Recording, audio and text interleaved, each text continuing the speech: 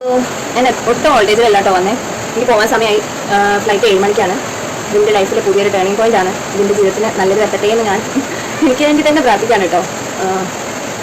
ലൈഫിൽ കുറേ സ്ട്രഗിൾ ചെയ്ത ആളാണ് ഞാൻ. ഇപ്പം എൻ്റെ മക്കളെ കുറച്ച് സേഫ് ആക്കണമെങ്കിൽ ഇപ്പം കുഴപ്പമില്ലാന്ന് ഞാൻ നോക്കുന്നുണ്ട്. പക്ഷെ കുറച്ചും കൂടെ അവരെ ഹാപ്പി ആക്കി സേഫ് ആക്കി നോക്കാൻ വേണ്ടിയിട്ടാണ് ഞാനിപ്പോൾ എബ്രോഡിലേക്ക് പോകുന്നത്. ഇതിൻ്റെ ലൈഫിൽ നല്ലതിനാവട്ടെ എന്ന് ഞാൻ കുറച്ചനോട് ദുആ ചെയ്യാണ്. മനുവിനും തിരുവിനെ ഞാനിപ്പോൾ വിളിക്കും. അവരടുത്ത് കുറച്ചൊന്ന് സംസാരിച്ചിട്ട് പോകാമെന്ന് ചോദിച്ചാൽ റെഡി ആയിട്ട് നിൽക്കുകയാണ്. സമയമില്ല, അവരൊന്ന് വിളിക്കട്ടെ കേട്ടോ. ഹലോ, എന്താണ് രണ്ടാൾക്ക് വിഷമമുണ്ടോ അമ്മ പോകുന്നതിന്? വിഷമിക്കണ്ട കേട്ടോ, അമ്മ വേഗം പോയിട്ട് വരിക. നിങ്ങൾക്ക് വേണ്ടിയിട്ടല്ലേ പോണേ? അപ്പോൾ നിങ്ങൾ അഡ്ജസ്റ്റ് ചെയ്യണം കേട്ടോ. നല്ല കുട്ടികളായിട്ട് നിൽക്കണം കേട്ടോ. അമ്മ പറയണൊക്കെ കേൾക്കണം കേട്ടോ. അമ്മക്കൊക്കെ നല്ലോണം നിങ്ങളെ നോക്കും. നിങ്ങൾ നല്ല കുട്ടികളായിട്ട് നിൽക്കണേ. ഈ പറയണൊക്കെ കേൾക്കണം കേട്ടോ. നമുക്ക് ഉമ്മ ഉണ്ടാ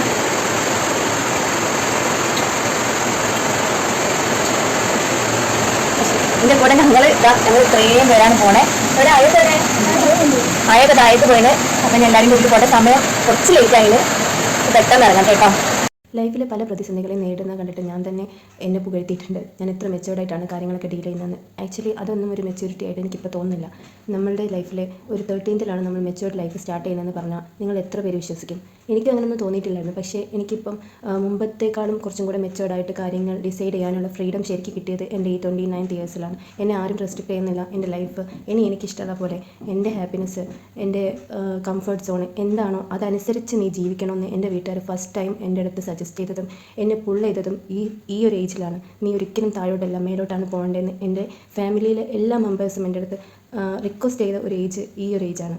വീട്ടിലെ ഓരോരുത്തരോടും ബൈ പറഞ്ഞിറങ്ങുമ്പോൾ എൻ്റെ നെഞ്ചിലിങ്ങനെ ഓരോരോ അഗ്നിപർവ്വതം പൊട്ടുന്ന പോലെയായിരുന്നു. ഞാനിങ്ങനെ പറയുമ്പോൾ നിങ്ങൾക്കിതൊരു തമാശയായിട്ടൊക്കെ തോന്നും. എൻ്റെ ഇതേ സ്റ്റേജിലൂടെ പ്രവാസത്തിലേക്ക് പോയ ഓരോ ആൾക്കാർക്കും എൻ്റെ ഇപ്പോഴത്തെ ഒരു മാനസികാവസ്ഥ മനസ്സിലാക്കാവുന്നതേ ഉള്ളൂ. ആക്ച്വലി ഞാൻ ഇതിന് വോയിസ് ഓവർ കൊടുക്കുന്നത് തന്നെ ശരിക്കും ഞാൻ ജോലിയിലൊക്കെ കയറി ഒരു 1 വീക്ക് കഴിഞ്ഞതിന് ശേഷമാണ്. എൻ്റെ മൈൻഡ് ഒന്ന് ഓക്കെ ആക്കി എടുത്തതിന് ശേഷമാണ് ഈ വീഡിയോ ഞാൻ എഡിറ്റ് ചെയ്യുന്നതും അപ്ലോഡ് ചെയ്യുന്നതും ഒക്കെ. കാരണം ഈ വീഡിയോ എഡിറ്റ് ചെയ്യാൻ വേണ്ടിയിട്ട് പലപ്പോഴും എടുക്കുമ്പോൾ എനിക്ക് ഒരു ടെൻഷൻ താങ്ങാൻ പറ്റാഞ്ഞിട്ട് അത് അവിടെ വെച്ച് സ്റ്റോപ്പ് ചെയ്തിട്ട് ഞാൻ പലപ്പോഴും എണീറ്റ് പോയിട്ടുണ്ട്. എനിക്ക് ഈ വീഡിയോസ് റിപ്പീറ്റ് അടിച്ച് കാണുമ്പോൾ ഭയങ്കരമായിട്ട് വിഷമം വരുമായിരുന്നു. ഞാൻ എങ്ങനെയൊക്കെയോ എല്ലാവരോടും ടാറ്റ ബൈ ബൈ ഒക്കെ പറഞ്ഞ് ദിനം എൻ്റെ കൂടെ തന്നെ ഒട്ടി കിടക്കുമായിരുന്നു. അവന് വണ്ടിയിൽ നിന്ന് ഇറങ്ങുമ്പോൾ ഞാൻ ലാസ്റ്റായിട്ട് ബൈ പറയുമ്പോഴേക്കും അവന് നല്ലപോലെ വിഷമമുള്ള എനിക്ക് ഫീൽ ചെയ്യുന്നുണ്ട്. മനുവിനും അങ്ങനെ തന്നെ. എനിക്ക് മനു ദിനും മാത്രമല്ല എല്ലാവരും ഇട്ടിട്ട് പോകുമ്പോൾ ഭയങ്കരമായിട്ട് വിഷമം ഉണ്ടായിരുന്നു. എനിക്കിപ്പോഴും വോയിസ് ഓവർ കൊടുക്കാൻ പറ്റുന്നില്ല. ഞാൻ ഭയങ്കരമായിട്ട് സ്ട്രഗിൾ ചെയ്യുന്നുണ്ട്. അപ്പോൾ ബോർഡിംഗ് പാസ്സൊക്കെ കിട്ടി. ഞാൻ അവിടെ ഇങ്ങനെ വെയിറ്റ് ചെയ്യാണ്. എൻ്റെ അനിയൻ്റെ അറിയുന്ന ഒരാളുണ്ട് കൂടെ. അപ്പോൾ ആളെ ഫ്ലൈറ്റ് ഡിലേ ആയി. 5 മണിക്കായിരുന്നു ഫ്ലൈറ്റ്. അപ്പോൾ 2 മണിക്കൂർ ഡിലേ ആണെന്ന് പറഞ്ഞു. അപ്പം എല്ലാ ഹെൽപ്പിനും ആൾ കൂടെ ഉണ്ടായിരുന്നു. അതുകൊണ്ട് പേടിക്കാമല്ലോ. പുറത്ത് അനിയൻ കോൾ ചെയ്തിട്ട് ഒരിടത്താക്കി കൊടുത്ത്. പിന്നെ താഴത്തൊക്കെ ബോർഡിംഗ് പാസ് എടുത്ത് ഗേറ്റ് വരെ ആളിൻ്റെ ബാഗും ചുമന്നുകൊണ്ട് നടന്നിട്ട് ബാഗ് നല്ല വെയിറ്റിലുള്ള നല്ല ടെൻഷൻ ഉണ്ടായിരുന്നു. അനിയൻ കയറാമെന്ന് പറഞ്ഞിട്ടുണ്ടായിരുന്നു. അപ്പം എല്ലാ കാര്യം അടിപൊളിയായിട്ട് കഴിഞ്ഞിട്ടുണ്ട്. അപ്പം ആൾ നിസ്കരിക്കാനും ഞാൻ പോയതാണ്. ഫൈനലി ഞാൻ അവിടെ എത്തിയിട്ടുണ്ട് സേഫായിട്ട്. ഇന്നലെ 9:30 ഫ്ലൈറ്റ് ലാൻഡ് ചെയ്തത്. അടിപൊളിയായിരുന്നു. ഹാർട്ട് കൈ പിടിച്ചിട്ടായിരുന്നു ഫ്ലൈറ്റ് വരുന്നത്. ഒന്നാമത്തെ ഫ്ലൈറ്റ് കാഴ്ച കഴിഞ്ഞതിന് ശരിക്കും ചെറുതായിട്ട് പേടിയുണ്ടായിരുന്നു. അപ്പോൾ ഞാൻ രാവിലെ ക്ലിനിക്കിൽ പോയി. ഇപ്പോൾ ഉച്ചയ്ക്ക് വന്നാണ്. എൻ്റെ അടുത്ത ഷിഫ്റ്റ് 5 മണിക്കാണ് കയറുക. എല്ലാം ഓക്കെയാണ്, അടിപൊളിയാണ്. ഞാൻ ഹാപ്പിയാണ്.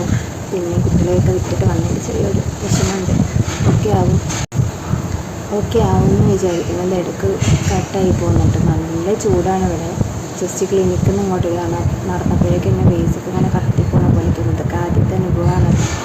അതിൻ്റെ ഒരു പ്രശ്നമുണ്ട്. പിന്നെ കുഴപ്പമില്ല. എല്ലാവരും നല്ല ഫ്രണ്ട്ലിയാണ്. ഞാൻ ഹാപ്പി ആയിട്ടിരിക്കും. അപ്പോൾ അടുത്ത വിശേഷങ്ങളൊക്കെ ആയിട്ട് കാണുന്നവരെ